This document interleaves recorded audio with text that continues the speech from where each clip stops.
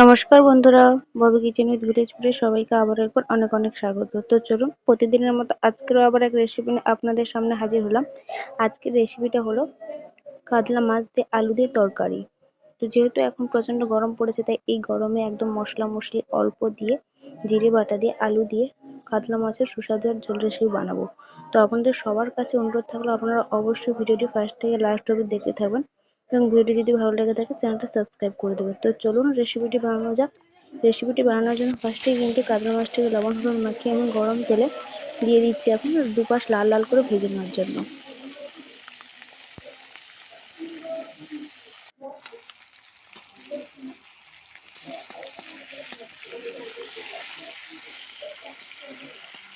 তো দেখুন মাছের এক পাশটা যেহেতু লাল করে সুন্দর করে ভাজা হয়ে গেছে, তাই অপর পাশটা যাতে সুন্দরভাবে লাল হয়ে ভাজা হয়ে যায়, তার জন্য এখন সবগুলো মাছকে আমি উল্টে দেব।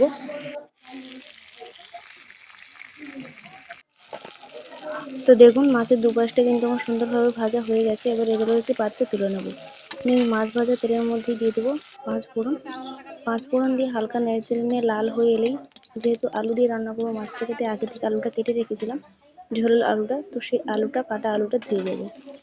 দিয়ে পরিমাণ মতো লবণ আর হলুদ দিয়ে ভালো করে আলুটাকে একটু ভেজে নেব।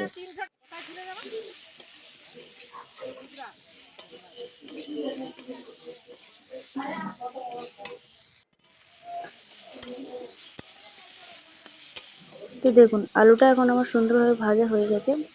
এবার অন্যান্য মশলাগুলো দিয়ে দেবো। পেঁয়াজ বাটা, লঙ্কা বাটা আর আদা বাটা দিয়ে মশলাটা দিয়ে আলুটা 1-2 মিনিট মতো কষিয়ে নেব।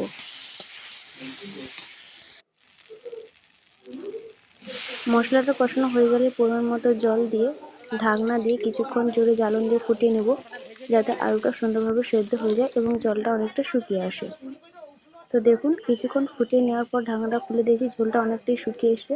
এবার ওপর থেকে ভাজা কাতলা মাছগুলো দিয়ে দিলাম, দিয়ে 1-2 মিনিট ফুটিয়ে নেব। আর লাস্টের দিকে দিয়ে দেবো জিরে ধনে বাটা।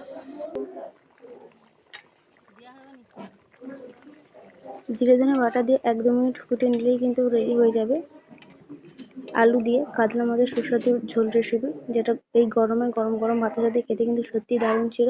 তো চলুন আপনাদের ভিডিওটা কেমন লাগলো অবশ্যই কমেন্টে জানাবেন, আর ভিডিওটা ভালো লাগলে চ্যানেলটা সাবস্ক্রাইব করবেন। আজকের ভিডিও এই পর্যন্ত। সবাই ভালো থাকবেন, সুস্থ থাকবেন। ধন্যবাদ। আবার নতুন কোনো রেসিপি নিয়ে আপনাদের সাথে দেখা হবে। টাটা।